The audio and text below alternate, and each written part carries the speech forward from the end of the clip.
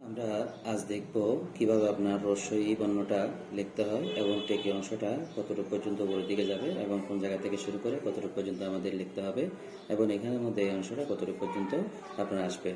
আমরা তাহলে দেখাচ্ছি। আমরা প্রথমে মাত্রা দিব, এরপর হচ্ছে একটা ডিম্বাকৃতি যেটা আমরা তয়ের মতো করে লিখেছি ওইটা হচ্ছে আমরা এভাবে গোলাকার করে নিয়ে আসবো। গোলাকার করে নিয়ে আসার পর এই অংশটাকে আপনার দুই ভাগে ভাগ করো। দুই ভাগে ভাগ করা হওয়ার পর এখানে একটা অংশ এতটুকু পর্যন্ত যুক্ত হওয়ার পর এই অংশটা আমরা এভাবে যুক্ত করেছি।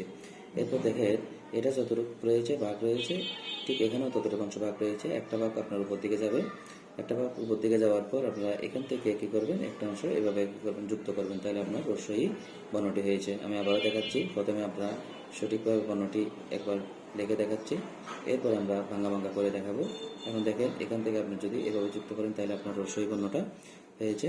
এখন এখানে যতটুকু অংশ রয়েছে, ঠিক মাঝখানে এই অংশটা আপনার কি হবে, যুক্ত হবে। এরপর দেখেন এখানে যতটুকু অংশ, এখানেও আপনার ততটুকু অংশ, অর্থাৎ প্রত্যেকটা অংশ আপনার কি হবে, সমান হবে। আমি আবারও দেখাচ্ছি। উপরের টেকি অংশটা বর্ণের আয়তনের হাফ হবে। উপরের টেকি অংশটা বর্ণের আয়তনের কি হবে, আপনার হাফ হবে। বর্ণের শুরু এবং বর্ণের শেষ, মাত্রা শুরু এবং মাত্রা শেষ নয়। এখানেও মাত্রা খালি, এখানেও কি রয়েছে, মাত্রা খালি রয়েছে। তাহলে টেকি অংশটা আপনাকে আবারও বলতেছি, টেকি অংশটা হবে বর্ণের শুরু এবং বর্ণের শেষ।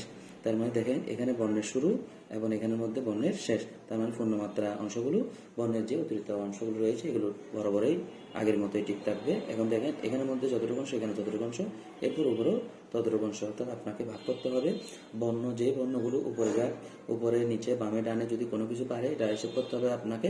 বর্ণের আয়তনের হাফ, উপরে হাফ হবে, না হয় এই বামে এবং ডানে কি হবে, হাফ হবে।